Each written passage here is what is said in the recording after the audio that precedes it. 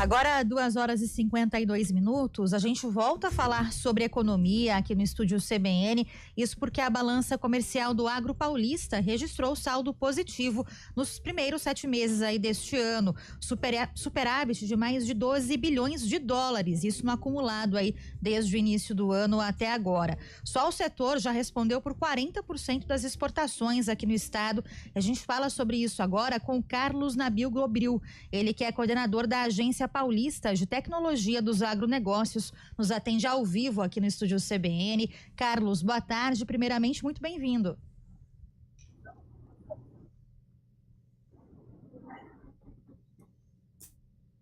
Boa tarde a vocês, boa tarde a todos que nos acompanham pela CBN.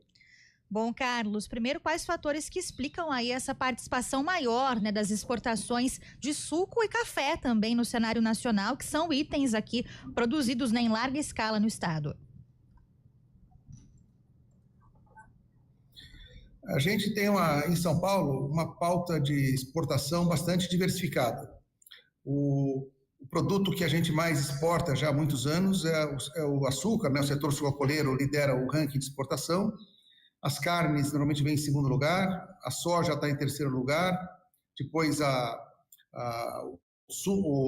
produtos florestais, né, por exemplo, papel e celulose principalmente, e aí sim vem os sucos em quinto lugar, quase tudo suco de laranja, e o café. Mas o suco e o café a gente dá como destaque nesse ano, porque os preços internacionais estão elevados, existe uma demanda internacional maior que a oferta, pressionando os preços para cima, isso beneficia as nossas exportações aqui de São Paulo. Ao mesmo tempo, senhor Carlos, e o tarifaço, né? Isso pode fazer com que a tendência agora nos últimos 5 meses do ano seja diferente desses números tão positivos, ou as exportações elas estão diversificadas, né, para muitos lugares do mundo?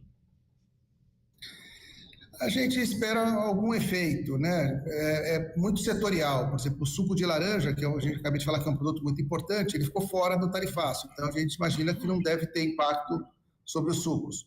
O café está dentro do tarifaço, está atingido por esse tarifaço. As carnes também.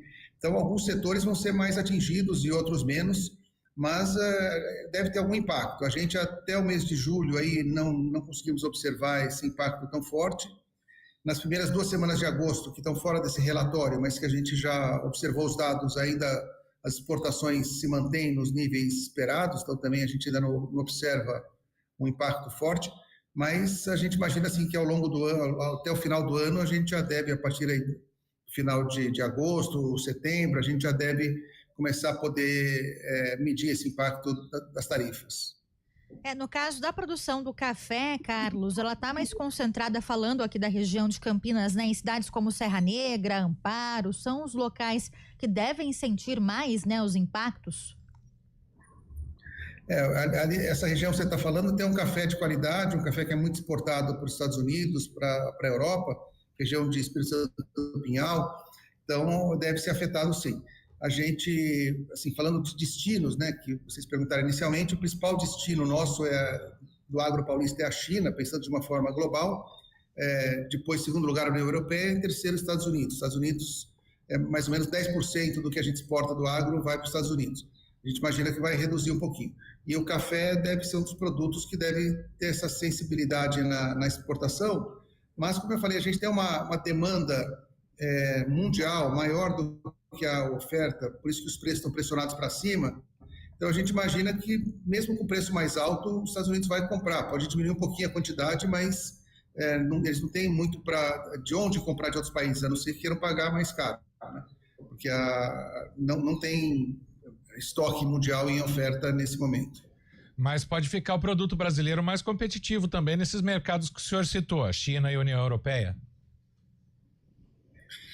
Para alguns produtos, sim, né? No caso do café, a gente exporta muito pouco para a China, a União Europeia a gente exporta, é o principal destino, mas, por exemplo, a soja, tem notícias de hoje, né, na imprensa, que a China também tem esse embate com os Estados Unidos, então também está comprando menos dos Estados Unidos, está comprando mais algumas coisas do Brasil. No caso da soja, 14% a mais esse ano aqui, o quanto que a China está comprando do Brasil em comparação com o ano passado. Então, a gente tem perdas e ganhos, né? Lógico que o tarifaço não é bom, a gente imagina que vai ter impactos negativos na nossa economia, mas a gente também tem alguns benefícios aí dessa movimentação do mercado mundial. Por isso que a gente fala que tem que esperar um pouquinho os resultados dos próximos meses para a gente poder dimensionar, né? Deve ser, a gente imagina um impacto negativo para a economia, para as exportações, mas ainda é difícil de precisar.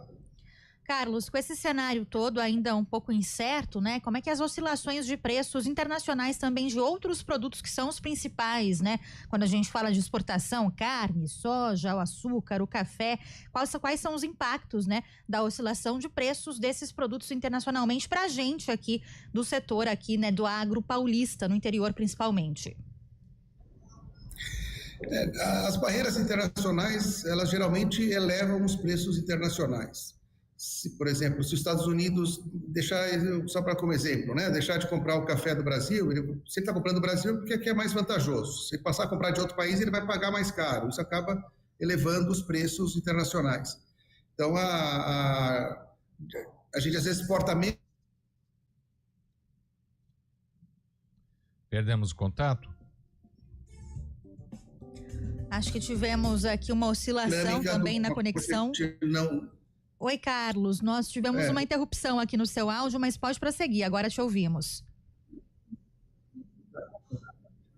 Estou dizendo que quando a gente exporta um pouco menos, a gente pode sobrar mais produtos no mercado doméstico e a gente tem alguma redução de preço em alguns produtos aqui no mercado doméstico. O café é um deles que pode a gente ter uma redução se o volume exportado diminuir, vai sobrar um volume maior para o mercado doméstico.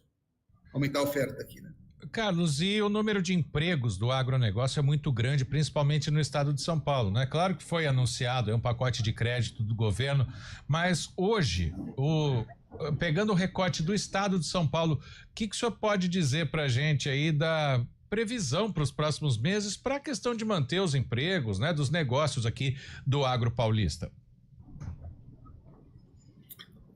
Nos preocupa a questão dos empregos em alguns setores, né? O setor de máquinas agrícolas, por exemplo, é um setor que nos preocupa, o setor de produção de frutas também, um pouquinho, mas a gente ainda não tem a dimensão exata. E o governo, tanto o governo do Estado, né, como o governo federal, a gente vê as medidas buscando dar uma proteção, né, um colchão de proteção para esse momento de turbulência. Após esse momento inicial, provavelmente as coisas vão acabar se acomodando em algum outro patamar.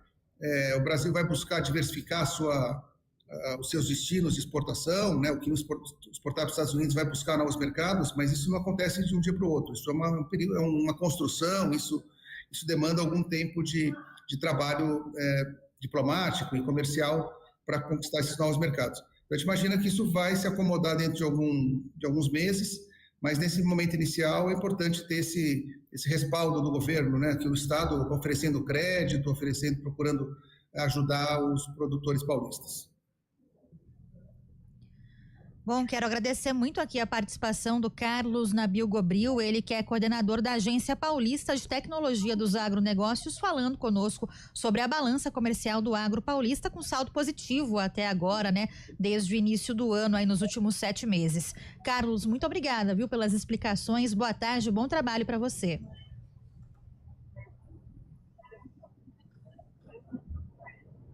Obrigado, a gente está à disposição. Agradecemos, agora são 3h em ponto e falando ainda de questão de tarifaço,